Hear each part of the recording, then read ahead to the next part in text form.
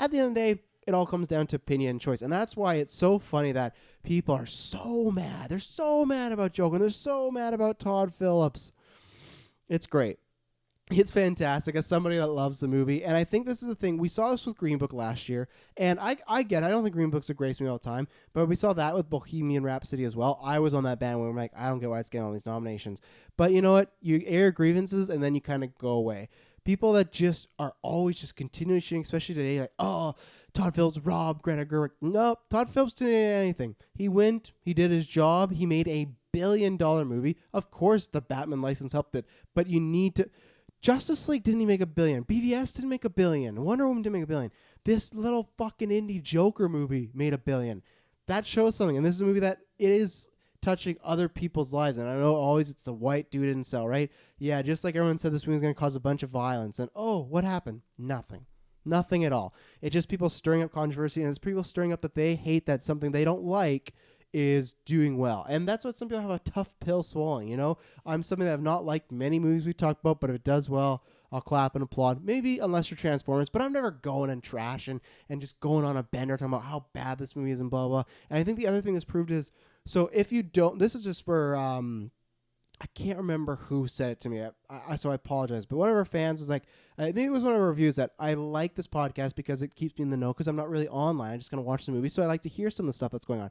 I'm somebody that I guess would be in the film Twitter sphere. I am a very minuscule in the 1% of like lowest on the totem pole. But because I run the podcast with Facebook and Twitter, and you got to promote and make connections and you got to stay in the loop. And I just like doing that. I like discussing film. You see a lot of things. And it's funny for film Twitter to talk about how the Academy, oh, they're stuck in this bubble and they see the same movies and there's no variety and they just see these movies that just came out in November and these are the only movies they love. They can't break out of their bubble.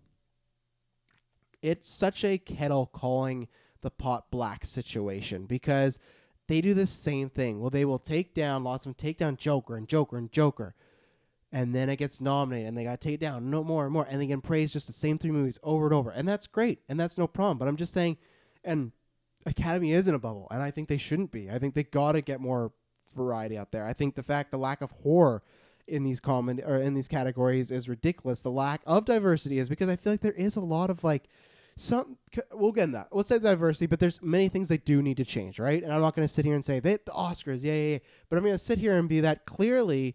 And this is what film Twitter, I thought what I understood last time with Green Book, but maybe I'll understand with Joker. The people in that industry, they don't fucking care. They don't care what we tweet. They don't care whatever movies you run. They don't care if you run the smallest website in the world. They don't care if you run Rotten Tomatoes. It doesn't really matter. Because Bohemian, I think it eventually got fresh, but that was a raw movie going into nominations.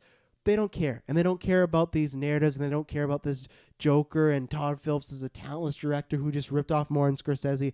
They care about what they watch. And you can say, hey, I don't like what they watch, but the fact that some people just feel so earned or so entitled to be like, oh my God, Joker, like it took all these spots away, and how dare they nominate this, and how the quality of this movie.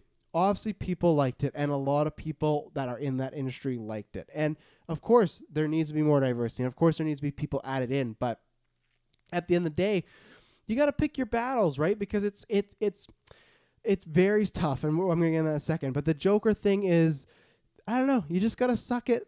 You got to suck it and suck it up, and you go, that's the way the cookie crumbles. And if you hate it, if you're going to make such a stink about it, if you're going to go, oh, the Academy Awards are broken, you can be like me and go, they are broken. I'm disappointed with some stuff that happened, but let's go for a change. But to be pointing the finger at one film like that ruined it, that's not the case, you know? And that's the same thing with Bohemian Rhapsody. I was not a big fan last year, but clearly it touched a nerve with a lot of voters. And that's the way with Joker. And that's the thing where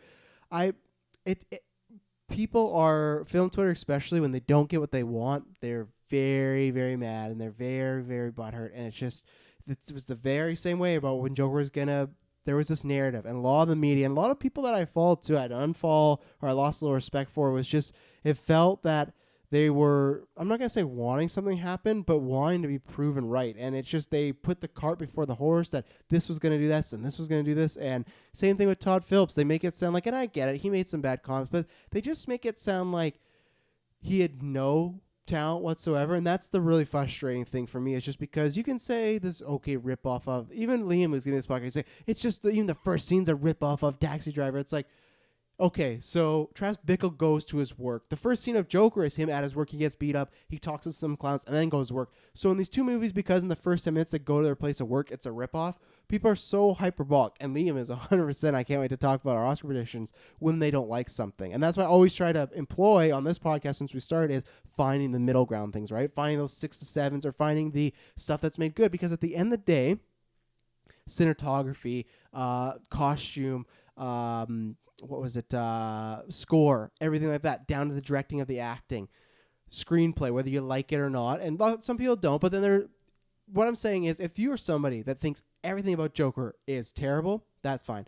My biggest problem is the people that praise all these things, but then go, but Todd Phillips, he has no talent. How's he getting nominated? Because clearly he did a lot to get nominated. I'm not saying Greta didn't deserve it. I'm not saying Lil Wayne didn't deserve it. I'm not saying Taika Waititi didn't deserve it. I'm not saying that, but I'm saying he's still one of those people that are justified to be in those 5 slots, in my opinion. And that's the thing. It's my opinion. If you disagree, that's great. But to say he did nothing, to say he's like what he's being painted as, it's just because he made some comments that maybe weren't the smartest and maybe made a lot of people mad. But at the end of the day, he has an opinion. You can not like it, but he didn't murder anybody. He didn't hurt anybody. There's so much worse things going on in the world, especially right now. People paint out to be Todd Phillips, and that's film Twitter, and that's where it's very hyperbolic, and that's where so many people too, when they talk about critics or whatnot. No, you just gotta find the ones that are, to me, sane and, look at things leveled and speak elegantly and don't become hyperbolic, because there's many of them out there. And